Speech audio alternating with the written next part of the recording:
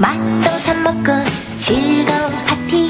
안녕하세요. 맛동산의 정보현입니다. 참으로 혼란스러운 시장이죠. 이 코로나19 확산으로 인한 부동산 시장에 미치는 영향을 긴급 진단해보고자 오늘 영상을 좀 준비했는데요. 맛동산에서도 편향된 의견이 아니라 다양한 의견을 여러분께 제공해드리고자 오늘은 외부의 전문가님을 모셨습니다. 토지보상 편에서도 한번 참석해 주셨었는데요. 현재 은행에서 부동산 컨설팅을 담당하고 계시는 김효선 전문가님 모셨습니다. 소개 간단히 해주시죠. 네, 안녕하세요. 네, 맛동산 출연 오랜만에 이렇게 하게 됐는데요. 지난번에 저 다녀가고 나서 맛동산이 굉장히 좀 커졌더라고요. 네, 제 덕분입니다. 덕이 조금 있는지 오늘 네, 이렇게 영광스럽게도 다시 한번 나오게 됐습니다. 오늘 우리 정보현 전문가님 의견 말고 제 의견도 조금 보탤 수 있도록 노력하겠습니다. 네, 맛동산과 김효선 전문가님의 콜라보로 진행되는 이번 영상 잘 한번 시청해 주시면 감사하겠습니다. 네, 그래서 오늘 제가 좀 질문을 좀 드리고 여기에 대한 의견을 한번 청취를 함으로 인해서 좀 의사결정에 도움됐으면 하는 마음으로 한번 시작해 보겠습니다. 네. 지금 일단 2020년이 밝아오고 3월 말이 되어가고 있어요. 1분기가 지나오면서 지금까지 올해 시장을 한번 가격이나 시세 동향을 한번 간단하게 리뷰해보고 네. 좀 시작을 해볼까요? 네, 모든 분들 아시다시피 최근 한 3년 정도 동안 서울 수도권을 중심으로 해서 가격이 굉장히 급상승을 했었습니다. 네. 그래서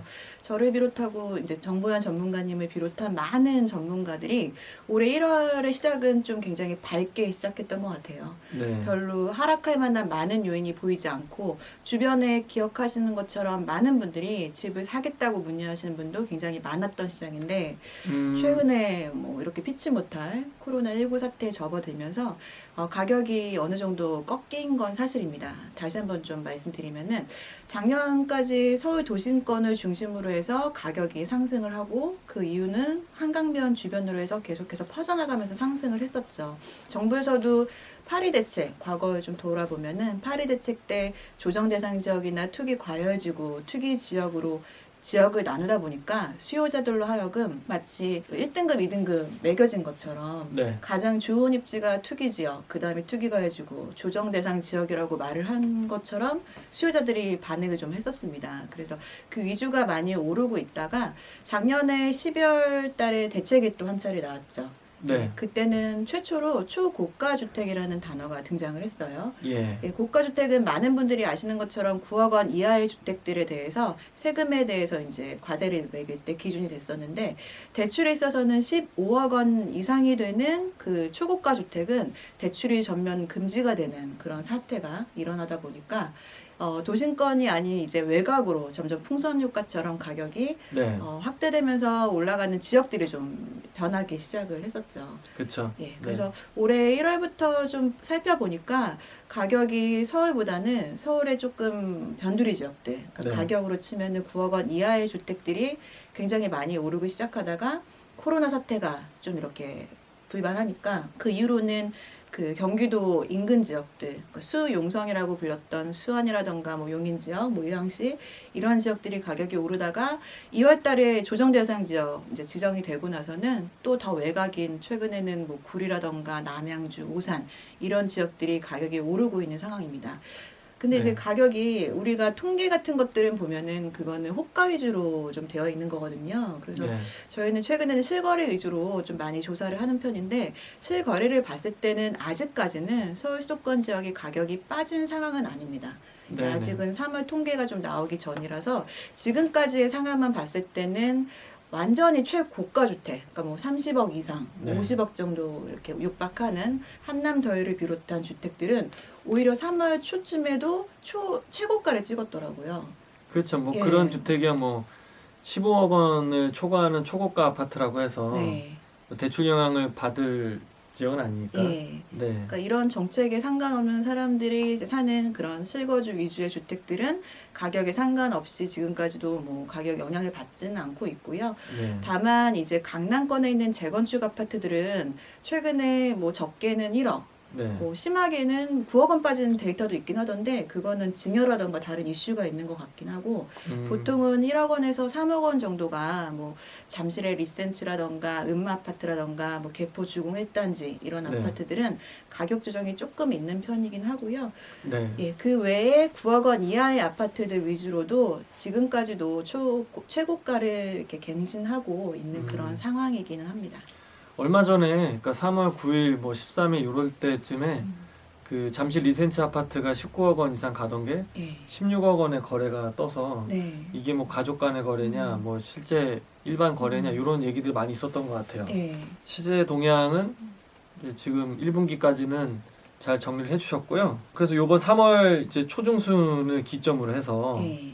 그 뉴스나 언론 매체들도 마찬가지고 시장에서 활동하는 많은 전문가들의 의견도 뭐 강보합 상승 쪽에서 방향을 다 선회했더라고요. 네. 다 뭐 약세장 또는 뭐 장기 침체, 뭐 급락 뭐 이런 쪽으로까지 좀 네. 격한 표현도 많이 나오기도 하면서 예. 안 좋게 좀 이렇게 하락으로 보는 의견들이 좀 지배적인 것 같아요. 네. 여기에 우리 그 김효선 전문가님이 가지고 있는 뷰는 어떠신지 결론부터 일단 좀 말씀해 주실 수 있을까요?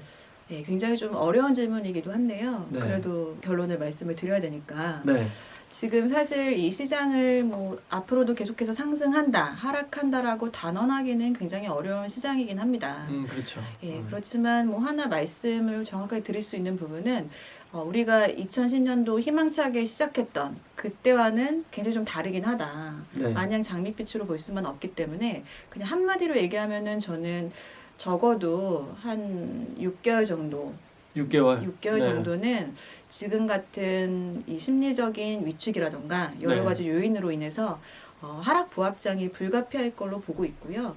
그 네. 이후의 시장 같은 경우에는 사실 지금 가장 이슈가 되고 있는 코로나19가 어떻게 되느냐에 따라서 네. 달라질 수밖에 없다라는 생각이 듭니다. 코로나19의 확산이 좀 주요 관건이 될 것 같기는 네. 하네요. 예.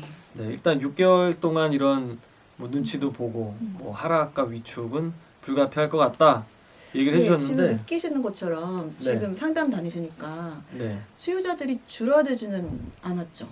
현재 그 매수 대기자들은 기다리고 있는 상태죠. 예. 그러니까 살려고 마음을 먹었다가도 일단 더 하락할 수가 있으니까 네. 불안하니까 대기하는 관망이 맞는 표현인 것 같더라고요. 예. 네.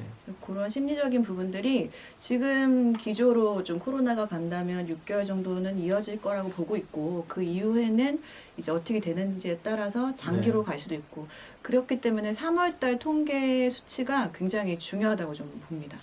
3월달 수치요. 예. 그렇죠. 이런 분위기가 나오고 있는 현재 실시간에 예. 거래 동향이 30일간의 이제 신고할 수 있는 기간 지나고 나서 네. 그러면 한 4월 중순쯤 되면 3월 달에 데이터가 좀 나올 수 있겠네요. 그때가 굉장히 중요하다고 보는 게 방금 그 부분이랑 네. 또 4월에 세금 관련된 이슈들도 그렇죠. 생기잖아요. 그래서 그런 것들이 이제 여러 가지가 복합적으로 네. 4월의 심리가 어떻게 되느냐에 따라서 좀 많이 달라질 수 있겠다라는 생각이 좀 듭니다. 알겠습니다. 그러면은 앞으로 좀 불안하고 위험하다고 생각될 수 있는 그런 위기 요인들 네. 하고 그래도 좀 탄탄하게 상승의 가능성을 볼 수 있는 기회 요인들 이런 게 이제 각각 있을 것 같아요. 예. 그래서 먼저 뭐 하락이 좀 불가피하다라고 말씀을 해주셨기 때문에 좀 더 구체적인 위기 요인이 뭐가 있을까 네. 좀 정리를 이제 저희가 이제 질문을 하기 위해서 좀 준비해봤더니 일단 6월 30일까지 10년 이상 주택을 보유한 다주택자들의 양도세 중과를 한시적으로 예. 배제를 해주잖아요. 네. 네, 뭐 장기 보유 공제도 해주면서 네. 이 사람들이 뭐 세부담이라든지 이런 불안한 시장 조성 때문에 매물을 많이 던질 것이다라고 하는 것에 대한 의견은 좀 어떠신가요?